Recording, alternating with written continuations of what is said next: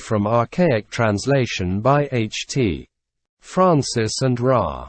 Neil. Jataka number 349. Sandhibheda Jataka. Nothing in common, etc. This story the master, living at Jetavana monastery, told concerning the moral rule on slander. Once upon a time the master, hearing that the 6 monks collect slanderous tales, called them to him and asked, "Is it true, brothers, that you collect slanderous tales of such of your brethren as are inclined to quarreling and dispute and debate, and that quarrels therefore, that would not otherwise arise, spring up, and when they so arise have a tendency to grow?" "It is true," they said. Then he rebuked those brethren and said, "Brothers, backbiting speech is like to a blow with a sharp sword. A firm friendship is quickly broken up by slander, and people that listen to that become liable to be estranged from their friends, as was the case with the lion and the bull." And so saying he told an old legend of the past. Once upon a time when Brahmadatta was reigning in Benares, the Bodhisattva was born as his son, and after acquiring all the arts at Taxila, on his father's death, he ruled his kingdom righteously.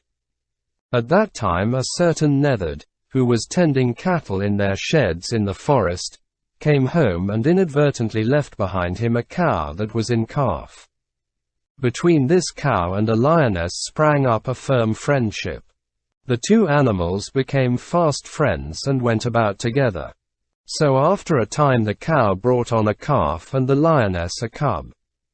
These 2 young creatures also by the force of family ties became fast friends and wandered about together. Then a certain forester, after observing their affection, took such wares as are produced in the forest and went to Benares and presented him to the king. And when the king asked him, "Friend, have you seen any unusual marvel in the forest?"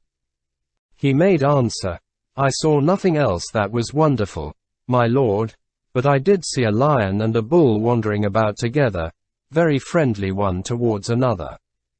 Should a 3rd animal appear," said the king, "there will certainly be mischief. Come and tell me, if you see the pair joined by a 3rd animal." "Certainly, my lord," he answered. Now when the forester had left for Benares, a jackal served to the lion and the bull. When he returned to the forest and saw this, he said, "I will tell the king that a 3rd animal has appeared," and departed for the city. Now the jackal thought, "There is no meat that I have not eaten except the flesh of lions and bulls. By setting these 2 at variance, I will get their flesh to eat." And he said, "This is the way he speaks of you." And thus dividing them one from another, he soon brought about a quarrel and reduced him to a dying condition. But the forester came and told the king, "My lord, a 3rd animal has turned up." "What is it?" said the king. "A jackal, my lord." Said the king, "He will cause them to quarrel, and will bring about their death. We shall find them dead when we arrive." And so saying, he mounted upon his chariot and traveling on the road pointed out by the forester, he arrived just as the 2 animals had by their quarrel destroyed one another. The jackal, highly delighted, was eating, now the flesh of the lion, and now that of the bull. The king, when he saw that they were both dead, stood just as he was upon his chariot, and addressing his charioteer gave utterance to these verses. Nothing in common had this pair, neither wives nor food did share. Yet see how slanderous word, keen as any 2-edged sword, did devise with cunning art friends of old to keep apart. Thus did bull and lion fall prey to meanest beast of all. So will all bedfellows be with this pair in misery, if they lend a willing ear to the slanderer's whispered sneer. But they thrive exceeding well, even as those in heaven that dwell, who to slander never attend, slander parting friend from friend. The king spoke these verses, and asking them gather together the mane, skin, claws, and teeth of the lion, returned straight to his own city. The master, having ended his lesson, thus identified the birth. At that time I myself was the king. Source. Adapted from archaic translation by H.T. Francis and Ra. Neil. Jataka number 350. Devatāpañha-Jātaka. This question will be found in the Jataka. Source. Adapted from archaic translation by H.T. Francis and Ra. Neil. Jataka number 351. Maṇikuṇḍala Jataka. Stripped of all the joys of life, etc. This story the master, while living at Jetavana monastery, told concerning a counselor who was guilty of misconduct in the harem of the king of Kosala. The incident that gave rise to the story has been given in full before. Here too the Bodhisattva became king in Benares. The wicked counselor called in the king of Kosala and got him to seize upon the kingdom of Kasi, and to throw the Bodhisattva into prison. The king of Benares developed ecstatic meditation and sat cross-legged in the air. A fierce heat sprang up in the body of the marauding king, and he came near to the king of Benares and repeated the first stanza. Stripped of all the joys of life, jeweled earrings, horse and chariot, robbed of child and loving wife, but your happiness is not removed. On hearing him the Bodhisattva recited these verses.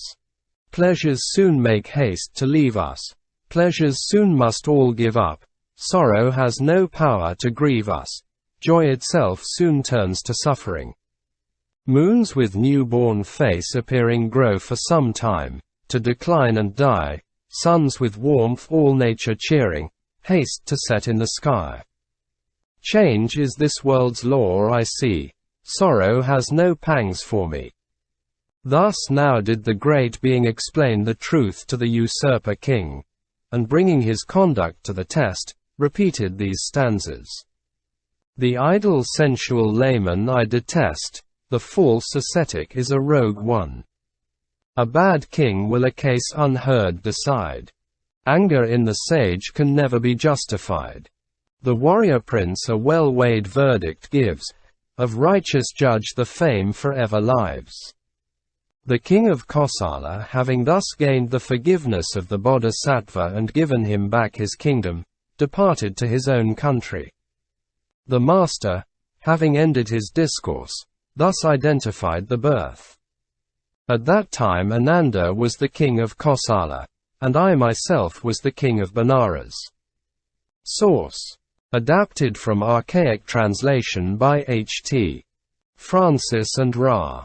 Neil. Jataka number 352. Sujāta Jataka. Why haste to bring, etc. This story the master, while living at Jetavana monastery, told concerning a landowner who had lost his father.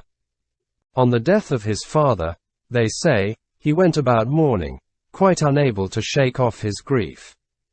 The master perceived in the man a capacity to attain to the fruit of salvation. And when he went his rounds in Shravasti city for alms, accompanied by an attendant monk, he came to his house and sitting down on the seat prepared for him he bowed to his host, who was also seated, and said, "Lay disciple, are you grieving?" And on his replying, "Yes, reverend sir, I am," he said, "Friend, sages of old listened to the words of wisdom, and when they lost a father, they did not grieve." And at the request of his host he told a story of the olden time. Once upon a time when Brahmadatta was reigning in Benares, the Bodhisattva came to life in the house of a landowner. And they called him young Sujāta. When he was grown up, his grandfather died. Then his father from the day of the old man's death was filled with sorrow. And taking his bones from the place of cremation he erected an earth mound in his pleasure garden. And depositing the remains there, whenever he visited the place, decorated the stupa with flowers and studiously mourned, neither bathing nor anointing himself nor eating. Neither did he attend to his business.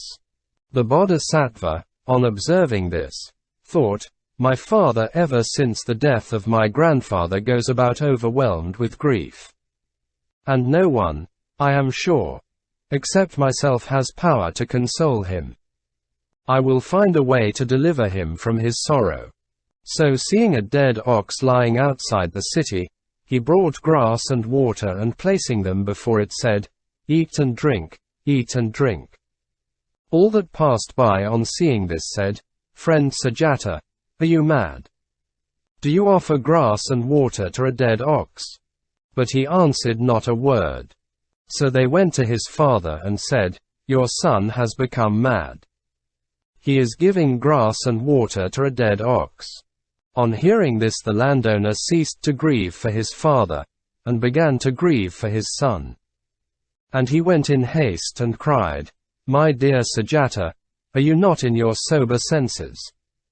Why do you offer grass and water to the dead body of an ox?" And on this he spoke 2 stanzas. "Why haste to bring your new mown grass so sweet, and cry to lifeless beast, arise and eat? No food may raise to life an ox that's dead, your words are idle and of wrongdoing bred." Then the Bodhisattva uttered 2 stanzas. "I think this beast may come to life again, both head and tail and its 4 feet remain. But of my grandfather's head and limbs are gone. No fool weeps over his grave, but you alone." On hearing this, the father of the Bodhisattva thought, "My son is wise. He knows the right thing to be done both for this world and for the next. He did this to console me." And he said, "My dear and wise son Sujāta, it is known to me that all existing things are impermanent. From now on I will not grieve. Such a son as this must be everyone that would remove a father's grief." And singing the praises of his son he said, "As ghee-fed flame that blazes out fast is quenched with water, so he quenched my pain. With sorrow's shaft my heart was wounded hurt, he healed the wound and did my life restore. The barb extracted, full of peace and joy, I cease to grieve and listen to my boy. Thus kindly souls wean mortals from their grief, as wise Sujāta brought his sire relief." The master, having ended his discourse, revealed the truths and identified the birth. At the conclusion of the truths, the landowner attained fruition of the first path. At that time I myself was Sujāta. Source: adapted from archaic translation by H.T. Francis and Ra. Neil. Jataka number 353. Dhonasākha Jataka. Though you are now, etc. This story the master, while living in the Besakala grove near Sumsumaragiri in the country of the Bagas, told concerning young Prince Bodhi. This prince was the son of Adena, and at this time lived in Sumsumaragiri. Now he summoned a very skillful artisan, and got him to build him a palace called Kokanada, and to make it unlike that of any other king. And afterwards he thought, this artisan may build a similar palace for some other king. And from a feeling of envy he picked out his eyes. This circumstance became known in the assembly of the brethren. Then they raised a discussion in the hall of truth, saying, Sirs, young Prince Bodhi had the eyes of such an artisan put out. Surely he is a harsh, cruel, and violent man. The master came and asked what was the topic the brethren were debating as they sat together. And hearing what it was he said, Not now only, but formerly too such was his nature, and of old in like manner he put out the eyes of 1,000 warriors and, after killing them, he offered up their flesh as a sacrifice ritual. And so saying he told them a story of past times. Once upon a time when Brahmadatta was reigning in Benares, the Bodhisattva became a world-renowned teacher at Taxila, and youths of the warrior and Brahmin castes came from all India, to be taught the arts by him. The son of the king of Benares too, Prince Brahmadatta, was taught the 3 Vedas by him. Now he was by nature harsh, cruel, and violent. The Bodhisattva, by his power of divination knowing his character, said, "My friend, you are harsh, cruel, and violent, and truly power that is attained by a man of violence is short-lived. When his power is gone from him, he is like a ship that is wrecked at sea. He reaches no shore haven. Therefore be not of such a character." And by way of admonition he repeated 2 stanzas. "Though you are now with peace and plenty blessed, such happy fate may short-lived prove to be. Should riches perish, be not in pain distressed, like storm-struck sailor wrecked far out at sea. Each one shall fare according to his deed, and reap the harvest as he sows the seed, whether of good herb, or maybe noxious weed." Then he said to his teacher farewell and returned to Benares. And after exhibiting his proficiency in the arts to his father, he was established in the viceroyalty, and on his father's death he succeeded to the kingdom. His family priest, Pinjaya by name, was a harsh and cruel man. Being greedy of fame, he thought, "What if I were to cause all the rulers of India to be seized by this king? And if he should thus become sole monarch and I become sole priest?" And he got the king to listen to his words. And the king marched on with a great army and captured the city of a certain king and took him prisoner. And by similar means he gained the power of governing of all India, and with 1,000 kings in his following, he went to seize upon the kingdom of Taxila. The Bodhisattva repaired the walls of the city and made it impregnable to its enemies. And the king of Benares had a canopy set up over him and a curtain thrown round about him, at the foot of a big banyan tree on the banks of the Ganges. And having a couch spread for him, he took up his quarters there. Fighting in the plains of India, he had taken captive 1,000 kings. But failing in his attack on Taxila, he asked his priest, "Master, though we have come here with an assemblage of captive kings, we cannot take Taxila. What now are we to do?" "Great king," he answered, "put out the eyes of the 1,000 kings and ripping open their bellies let us take their flesh and the 5 sweet substances and make an offering to the guardian deity of this banyan. And surrounding the tree with a rimmed circumference let us fill it with blood 5 inches deep. And so shall the victory soon be ours."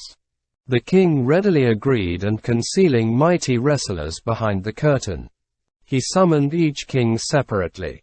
And when the wrestlers had squeezed them in their arms till they had reduced him to a state of insensibility, he had their eyes put out, and after they were dead, he took the flesh and caused the dead bodies to be carried away by the Ganges. Then he made the offering, as described above, and had the drum beaten and went on to battle. Then came a certain Yaka from his watchtower and tore out the right eye of the king. Severe pain set in, and maddened by the agony he suffered, he went and lay down at full length upon the couch prepared for him at the foot of the banyan tree. At this moment a vulture took a sharp-pointed bone, and perched on the top of the tree. In eating the flesh it let drop the bone, and the sharp point falling as with iron spikes on the king's left eye, destroyed that eye too. At this moment he recalled the words of the Bodhisattva and said, "Our teacher, when he said these mortals experience results corresponding to their deeds, even as fruit corresponds with the seed, spoke, I suppose, with all this before his mind's eye. And in his crying he addressed Pinjaya in 2 stanzas. Ah! Now at last I recognize the truth the Master taught me in my regardless youth. Sin not," he cried, "or else the evil deed to your own punishment may one day lead. Beneath this tree's trim branches and quivering shade offering dew of sandal oil was made. It was here I killed 1,000 kings, and lo! The pangs they suffered then, I now must undergo. Thus mourning, he called to mind his queen wife, and repeated this stanza. O Abari, my queen of darkish color, supple as a shoot of fair moringa tree, that do your limbs with sandal oil moisten, how should I live, without of sight of you? Yes, death itself than this less grievous far would be. While he was still murmuring these words, he died and was born again in hell. The priests so ambitious of power could not save him, nor could he save himself by his own power, and as soon as he died, his army broke up and fled. The master, having ended his lesson, thus identified the birth. At that time the young prince Bodhi was the marauding king, Devadatta was Pinjaya, and I myself was the world-famed teacher.